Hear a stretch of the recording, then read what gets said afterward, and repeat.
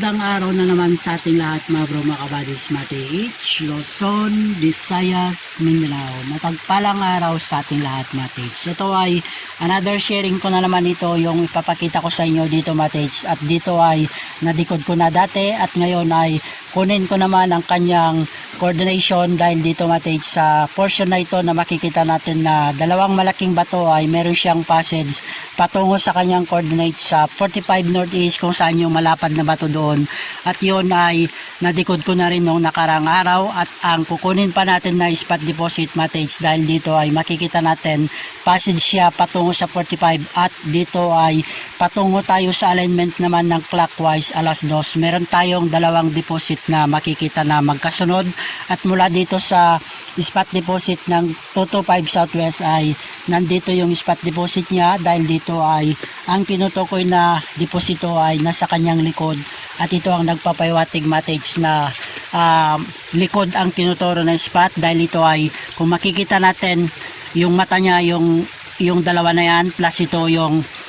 pinakabuhanga niya dahil yan, Matiich, ang sumisimbolo na likod ang spot deposit kung saan yung dot na yon ay boreal deposit. Ang tukoy niya, Matiich, ay likod kung saan ang coordination niya na sign marker ay ito ang makikita natin na tumutukoy nga ng spot ay nasa kanyang likod at under ng malaking bato ang tinutukoy na spot, Matiich. Dahil dito, Matiich, ay ito yung tumutukoy na spot deposit plus yon naman ay arrowway patungo dito sa under ng malaking bato at dito yung makikita rin natin na symbolization nito ng go down under the big rock ang deposit na tinutukoy kung saan ay makikita natin, Matiich, ay yan ay parang mukha na siya na kung saan ay pinakamata niya yun at pinakamata niya ito at ito naman ang pinakabunganga niya na naging arrow siya patungo dito sa under ng malaking bato dito, Matiich. At dito ay makikita rin natin nakasimbolation din siya ng metal element at yan ay arrowhead din na nakapoint down siya plus sumisimbolo rin ng pintuan kaya ang pintuan din niya ay nandyan mismo, Matiich, yung spot deposit niya at dyan na rin ang door entrance niya, Matiich. At ngayon ay mag-travel na ako patungo sa kanyang coordinate sa 45 Northeast dahil doon ay nadikod ko na rin ng isang araw at ang kunin na naman natin na kinaroroonan ng spot deposit, gagamitan ko ngayon, Matiich, ng clockwise sa alas 2. Meron tayong dalawang deposit na magkasunod na matatamaan, Matiich, na mula dito may layo siya na 10 feet mula sa first deposit, another sa first deposit patungo ng second deposit ay 10 feet ulit patungo doon, Matiich. At dyan ay puntahan natin at mag-travel ako, meron akong madadaan ng passage at patungo na ako doon, Matiich, para makita nyo na talagang mga legit na sign marker ang mga isinashare ko sa inyo, Matiich, para matuto rin kayo kung paano magdikot. Ang unang makikita natin na kinaroroonan ng first deposit, Matiich, ito yung makikita natin na portion ng mga bato na naka-triangulation siya at meron na rin siyang passage at naka-wall na siya at ito ay naka-slide wall at yun ay naka-symbolization enter sign plus dito ay naka-symbolization enter sign plus dito ay symbolization B at enter sign din ang pinapahiwatig niyan plus ito ang legit na sign marker na nakahukit dito na ito ang tumuturo na nandito ang spot deposit kung saan ito ang makikita natin na isang dot nagpapahiwat ito ng boreal deposit at yan din ang pinakamata niya at ito rin ay makikita natin arrow B-shape na nakapointing down dito sa portion na ito plus ito ang makikita natin na nakasimbolation dito. Ito ay sumisimbolo rin siya na ito ay H symbol at ito rin ay sumisimbolo ng earth element dito sa clockwise alas 2 na kung saan ang spot nga niya ay nandito. At ito yung makikita natin na double arrow dito na kung saan yung isang mas maliit na arrow ay nakapoint dito sa coordination sign marker na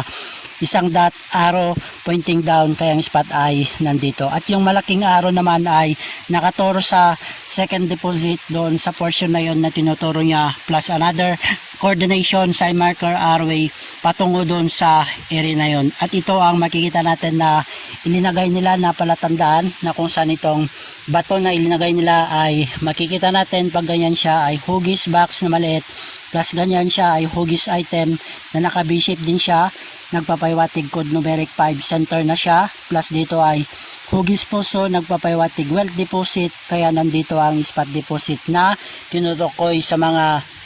ginawa nila na sign marker na nakaukit dito na nagpapaywatig on the spot direct under na dito mates. At naka-wall slide na siya, naka-wall na rin dito at meron na siyang passage, nakalak na siya dito kaya nandito mismo ang deposit. At ito ay hinarang lamang nila dito sa portion na ito para hindi mawas out dito mates pag malakas man ng ulan. At ngayon ay mula dito patungo sa kanyang coordinate, mula dito sa first spot 10 feet patungo doon kung saan itong arrow na ito ay nakaturo doon sa direction na yon. At mula dito sa kanyang coordinate, ito yung makikita natin na arrowway. Ito ay arrowway na coordination ng arrowhead doon na nakapoint dito, arrowway patungo dito sa portion na ito kung saan ang coordination na sign marker na makikita natin. Meron tayong makikitang yan ang simulation din siya ng door entrance, kung saan ang door entrance ay patungo dito dahil dito mates ay meron siyang alignment arrowway patungo dito sa coordination sign marker na makikita natin. Yan ang pinakamata niya at yung mas malaking hole, at yan ay dot nagpapaywatig boreal deposit dito sa portion na ito kung saan ang bato na ito ay kulay dilaw siya at may layo siya mula dito ay 3 feet patungo dito kaya eksakto nandito ang first deposit sa alignment clockwise ng alas 2. At ang alas 3, makikita natin itong bato dito ay naka-slash siya. At ito ang kinaroroonan ng alas 3, 90 degrees kung saan ito ay nagpapaywatig ito ng wood element. At dito ay meron din tayong makikitang tatlong bato na magkakasunod. Yan ang sumisimbolo na spot deposit din dito sa alas 3 sa clockwise. At sa compass degree naman ay naka 90 degrees kung saan ang bato na makikita natin ay naka-alignment yan ng 90 degrees patungo sa kanyang coordinates sa 270 west ay nandun lamang yung isa sa nadikod ko na mates. At doon ay positive talaga mates. At ngayon nakuha ko na dito sa dalawang magkasunod sa clockwise alas 2, nandito yung second deposit at yung first deposit ay nandun. At ngayon yung coordination naman ng monkey head sa 45 northeast patungo na ko doon na may layo siya 20 feet patungo dito sa bato na ito na coordination sign marker niya. At dito ay na-vlog ko na rin nung nakarang araw at ito yung makikita natin na simulation sign marker na tumutukoy kung saan ang spot deposit dito. Ito yung arrow plus ito ang simulation sign marker na tumutukoy sa alignment direction dito sa portion na ito kung saan ito ay lumabas na yung sign marker niya dito na ito ay hugis puso na naka V-shape din. At ito ang nagsisimbolo na tumutukoy sa spot niya na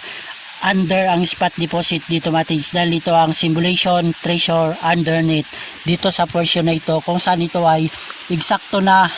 naka 45 northeast at ito ay earth element at yung coordinate niya doon sa 225 naka 225 to 45 northeast at yon ay naka clockwise alas 2 na dalawang deposit na magkasunod mates. At yung area dito mates ay makikita natin yung hugis puso na malaki doon at hugis box na malaki doon at dito yung isa sa nadikod ko na rin noong nakarang araw at natest din ko na dyan. At yung makikita natin na malaking mata ay nandun na at yung isang spot na tinira ko doon sa under ng malaking bato kung saan yung X marker ay nandun yung under na tinira ko sa malaking bato mates. At yung makikita natin dito sa portion na ito mates ay talagang maganda at maraming nakabaon talaga dito mates dahil dito ay napagkampuan talaga ng mga pon dahil malapit lamang ang cave nila doon kung saan ang nagtago yung pinakamataas na general ng mga pon. At doon mates nandun ang isa sa pinakamalaking big deposit dahil yan ay prepare site mates kung saan ang poles lamang ay nandyan sa taas lamang mates. At dyan ay marami na rin napagkuhanan na giveaway nung panahong 1970s to 1980s yung mga naunang hunter na nag-exploration dito mates. At dyan ay positive area rin dito mates na hindi pa lahat nakuha mates. At sa lahat din na mates natin na kapwa ka-tates na meron ng kanilang site, sana nawa lahat kayo ay magtagumpay at laging humiling sa ating amang lumikha para tayo ay mag-guide niya at mabigyan blessing tayong lahat mates. More tiyaga lang, more power to all ka-tates. Aba Alayam and King Messiah Washay guide and bless sa ating lahat mates. Yada, more power to all.